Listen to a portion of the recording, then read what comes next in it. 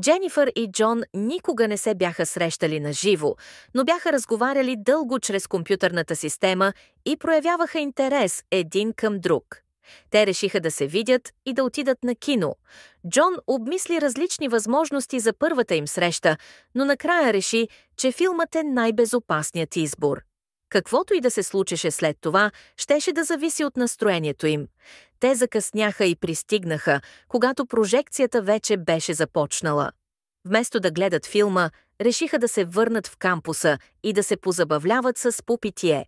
Спирайки в дома на Дженифър, те си взеха малко алкохол от шкафа на баща и, след което се отправиха към стаята на Джон. Той извади тесте карти, а двамата се засмяха.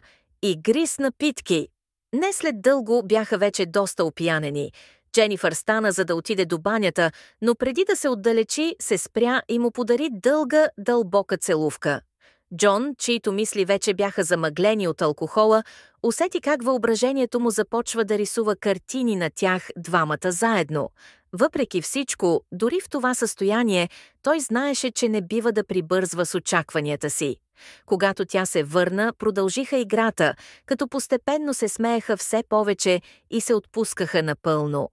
В един момент картите останаха забравени, а двамата се оказаха на пода, разменяйки погледи и усмивки. Дженифър отново се приближи и го целуна, този път с още по-голяма топлота.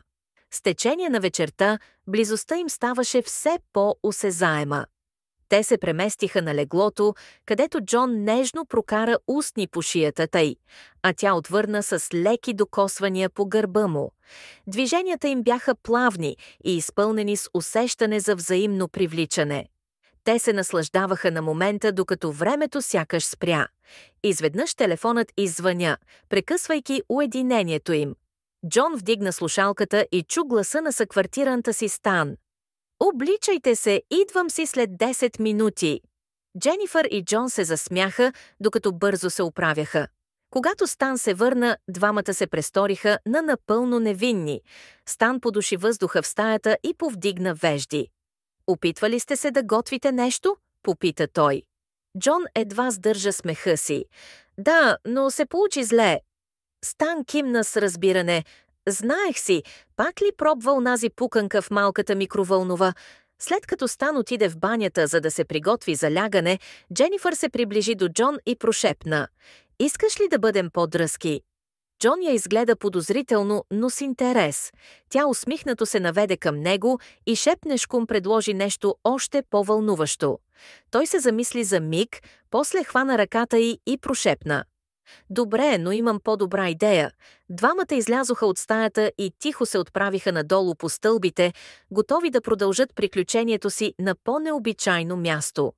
Когато стигнаха до първия етаж, Джон огледа празния коридор и с игрива усмивка поведе Дженифър към една малка стая встрани, която обикновено се използваше за съхранение на почистващи материали. Вътре беше полутъмно, а слабата светлина от уличните лампи хвърляше меки сенки върху стените. Джон се облегна на вратата и я придърпа към себе си, докато тя се смееше тихо, усещайки вълнението от ситуацията. Тя прокара пръсти по ръцете му, а после плъзна ръце около врата му, притискайки се по-близо. Джон почувства как сърцето му забива по-бързо. Беше нещо различно. Не просто игра на флирт, а истинска емоция, която ги поглъщаше. Дженифър го погледна в очите и за миг изглеждаше така. Сякаш искаше да каже нещо, но вместо думи, единственото, което последва, беше дълга, нежна целувка, в която сякаш времето спря. Отвън се чуха приближаващи стъпки и двамата замръзнаха на място.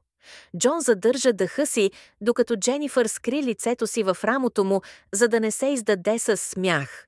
Някой мина покрай вратата, но продължи нататък, без да ги забележи.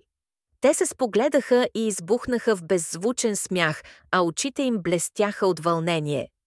«Определено е най-лудото нещо, което съм правила», прошепна тя, а Джон се усмихна. «Тогава значи си заслужава», отвърна той. В крайна сметка решиха, че е време да се върнат. Изкачиха се обратно нагоре, като се държаха за ръце, сякаш искаха да запазят този момент само за себе си. Когато влязоха в стаята, Стан вече лежеше в леглото си, но не спеше. «Къде ходихте?» попита подозрително. Дженифър само се усмихна, а Джон свира мене. «Просто малка разходка». Стан въздъхна, но не каза нищо повече, а Дженифър и Джон легнаха на дивана, усещайки, че тази вечер беше само началото на нещо специално.